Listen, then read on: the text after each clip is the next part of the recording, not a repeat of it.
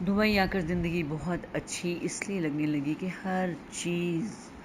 اتنی مینج تھی اور اتنی کہ کسی کام کی ذمہ داری خود پر نہ تھی. ہر کام کی ذمہ داری کمپنی پر تھی اور ایک اچھی لائف گزرنی شروع ہو گئی.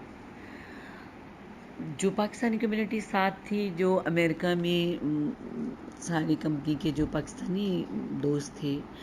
ایک ہی اسی کمپنی میں تھے، تو اس وجہ سے وہ بھی سارے ہی شفٹ ہوئے دبئی. تو ایسا ہوا کہ اکثر ایسا ہو جانا کہ گیٹ ٹوگیدر رکھ لینی، سارے اس میں اکٹھے ہوتے، تھوڑا ٹائم انجوائے کرتے،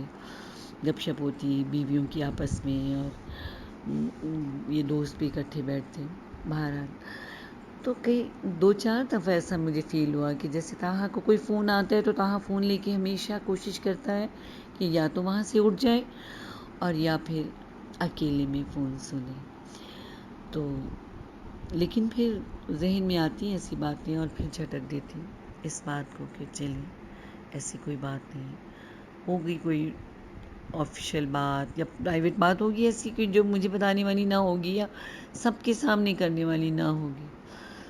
یہ 2-4 دفعہ محسوس کیا طاہا کہ ایک دوست عامر جو طاہا سے بہت کلوز تھا، اس سے محسوس کیا کہ میں شاید ایک دم کچھ اس طرح گھبرا کے دیکھتی ہوں طاہا کی طرف یا کچھ پریشان ہو جاتی ہوں. اس نے ایک دن قریب آ کے کہا کہ بھابھی میں آپ سے کچھ بات کرنا چاہتا ہوں، مجھے لگتا ہے آپ کچھ پریشان ہیں لیکن بتا نہیں سکتی. میں نے فیل کیا تو ایسا ہے کہ طاہا جو اکثر فون آتا ہے اور طاہا اکثر گھبرا جاتا ہے، اس نے مجھے بتایا کہ طاہا کی امریکہ میں ایک امریکن ہی کے ساتھ ریلیشن شپ تھی بہت گہری، اور وہ اسی کمپنی میں ہے، ساتھ ہوتی ہے اور یہ اسی کے فون ہوتے ہیں، اور جیسے وہ فون آتا ہے تو وہ لے کے اس کو ایک سائٹ پہ جاتا ہے تاکہ شاید آپ نہ سن سکیں یا کوئی دوسرا نہ سن سکے. میں تو ایسی ہو گئی جیسے مجھے اپنے کانوں پہ یقین نہ ہو کہ میں کیا سن رہی ہوں. ایک کے بعد ایک اس طرح جیسے کوئی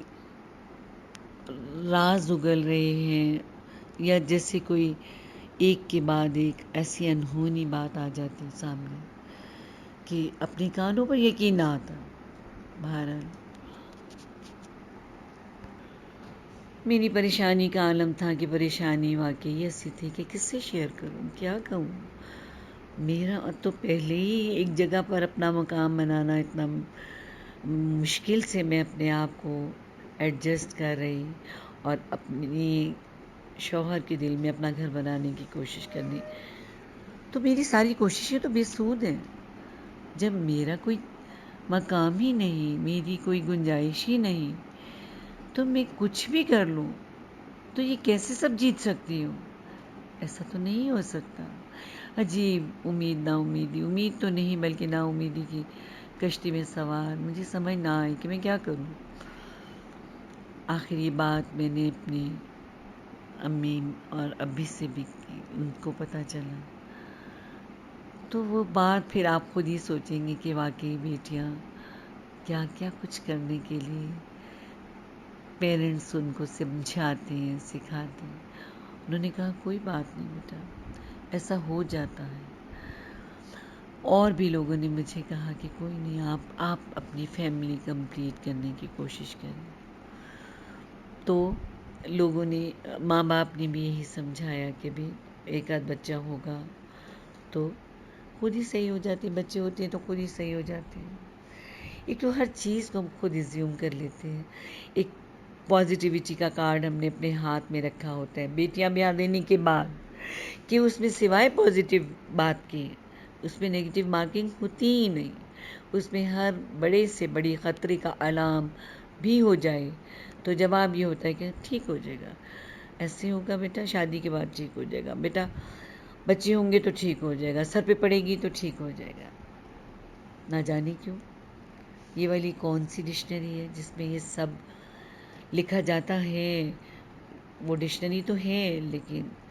اس کے جوابات کیسے مل جاتے ہیں، یہ ہر ایک اس جگہ سے، اس جگر سے، اس راستے سے بہت سی لڑکیاں گزرتی ہیں، بہت سی لڑکیاں گزرتی ہیں، لیکن انہیں گزرنا پڑتا ہے، گزارا جاتا ہے، کیونکہ یہ وہ معاملات ہیں جن کا حل ان کے ہاتھوں میں ہوتا ہی نہیں ہے، اور نہ وہ درست کر سکتی ہیں، کیونکہ شاید یہ درستگی کے لیے یہ حالات لڑکیوں کے ہاتھ میں نہیں ہوتے۔ اللہ تعالیٰ ہر معاملے کا حل جو ہے وہ اللہ تعالیٰ کے پاس ہے، لیکن جو طریقہ کار ہمارا بیٹیاں دے دینے کے بعد ہوتا ہے، اس میں ہم سب کچھ اللہ کے بتائے ہوئے احکامات پر چلنے کے بجائے ہم سب خود امیجنیشن کرتے ہیں، جہاں ہمارا دل آ جاتا ہے، جہاں ہم سوچ لیتے ہیں رشتہ کرنے کا، پھر اس کے بارے میں ہم یہ نہیں سوچتے کہ آیا یہ دونوں ساتھی بن کر ایک گھر بنا سکیں گے، وہ عمارت کھڑی کر سکیں گے جس میں ساری زندگی گزارنی ہے اور جس میں ایک نسل تیار کرنی ہے۔ کبھی نہیں ہم سوچتے، ہم صرف یہ سوچتے ہیں کہ شادی ہو جائے، شادی ہو جائے گی تو سب ٹھیک ہو جائے گا، شادی ہو جائے گی تو سب ٹھیک ہو جائے گا، بچے ہوں گے تو سب ٹھیک ہو جائے گا۔ جو انسان پہلے سے ٹھیک نہ ہو، جن کی ڈائریکشن پہلے ہی صحیح نہ کروائی گئی ہو، یہ کیسے ممکن ہے کہ وہ ڈائریکشن خود بخود صحیح ہو جائے؟ تو یوں فیملی کمپلیٹ کرنے کا سوچا اور ڈاکٹرز پر جانا شروع کر دیا، چیک اپ کروانے شروع کر دیے۔ ڈاکٹرز نے بھی یہی کہا کہ آپ بہت سٹریس میں ہیں، آپ کیوں اتنی سٹریس میں ہیں، آپ سٹریس نہ لیں اور پھر آپ جو ہے نا کنسیو کر سکیں گے۔ تو اللہ کا کرنا ایسا ہوا کہ ان سب کے باوجود اللہ تعالیٰ نے مجھے یہ امید دلوا دی، اور لیکن میری جو حالت تھی، میرا جو ذہن اس قدر پریشان اور اس قدر سوچوں میں رہتا، وہ شاید اس سے نہ میرا ویٹ بڑھتا، نہ اس سے میری